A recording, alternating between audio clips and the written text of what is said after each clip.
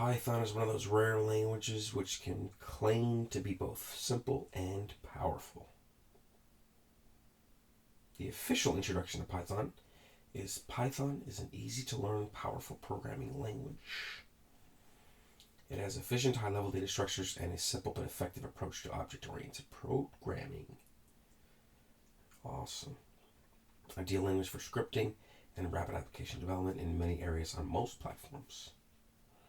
Alright, so most of us know the programmer's, the creator's name.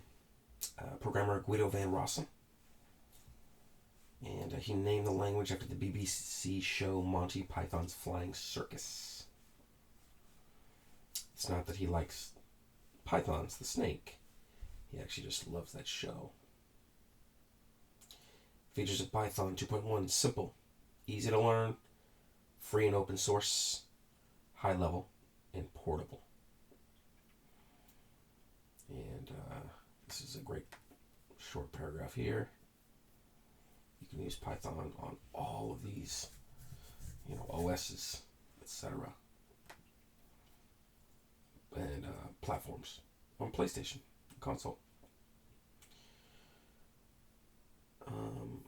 You can use a platform like Kivy to create games for your computer and for iPhone, iPad, and Android. He talks a bit about it doesn't need compilation to binary. You just run the program directly from the source code. It makes it more portable. It makes it, first of all, it makes it easier since you don't have to worry about compiling the program, making sure that the proper libraries are linked and loaded. But it also makes your Python programs more portable, since you can just copy your Python program onto another computer and it just works. Awesome. Object-oriented, extensible, embeddable, extensive libraries. Other high-quality libraries you can find in the Python package index. And he covers Python 3 mostly, where he talks about that. However, it says this book is written for Python 2. Interesting. Remember, once you have properly understood and learned to use one version, you can easily learn the differences and use the other one. The hard part is learning programming and understanding the basics of the Python language itself. Well, I know that Python 2 is not going to be supported after 2018, which is this year. It might even be 2020, I believe. But it's not really going to be supported. Obviously, Python 3 is going to be the future. But he basically says, not a huge deal. So, we can go over this stuff. And then here are some hackers like ESR, Eric S. Raymond, have to say about Python. So they're talking love about Python. These very popular, famous programmers, and they love Python. Integral part of Google. Alright, so we're going to install. So first thing you got to do, now I'm on a Mac. This is all the Windows stuff. So you want to walk through this.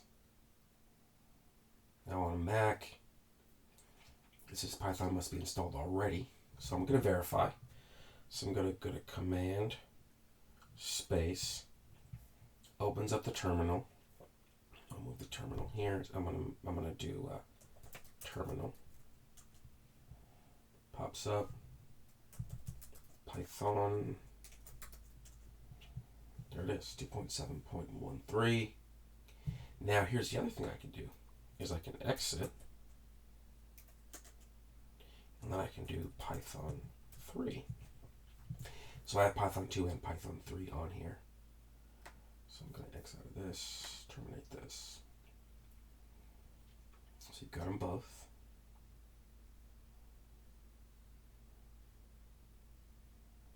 and then you could do Python, yeah, which is that's probably what would come up, because that's the default. Python 2 is the default on my computer.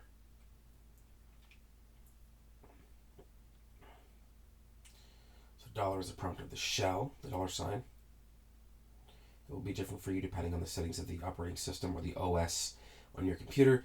Hence, I will indicate the prompt by just the dollar sign symbol.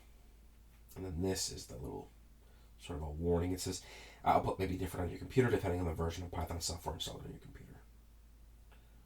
So from now we'll assume that you have Python installed in your system. It is installed in my system, so hopefully it's installed on your guys's. And next we'll write our first Python program. Okay, so let's do the hello world, the standard first program. Okay, so we're going to do this. So remember, he's using Python 2, so we could use Python 3. But let's go here. Let's do Python 3.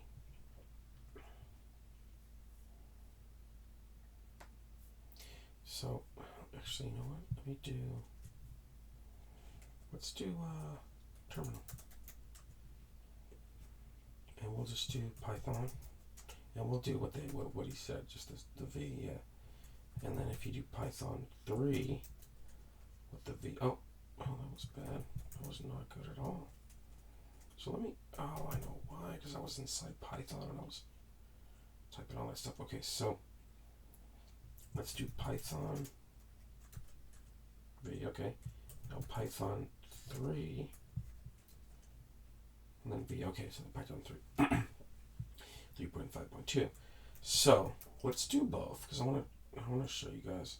So right here, if I do like print hello world, just like Swaroop mentions, then hello world comes out. However, if we exit Python 2 and get into Python 3 and we type print hello world, we're going to have a problem. Most of you guys already know this, but essentially print is a function in Python 3. So we have to make that parenthesis, open and close parenthesis, so it works. Hello world. So let's minimize this and let's check this out. So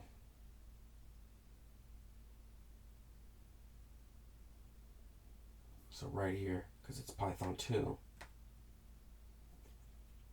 it's just got the little space and then hello world, and it works. So, but in Python 3, it is a function, so you gotta put a parenthesis. We'll go over this a little bit more. If this is your first Python course, first exposure to Python, then we can tackle that a little bit downfield. But in terms of what a function looks like as far as the syntax. So we're going to choose an editor in a future video, in the next video. So thanks a lot. All right, guys.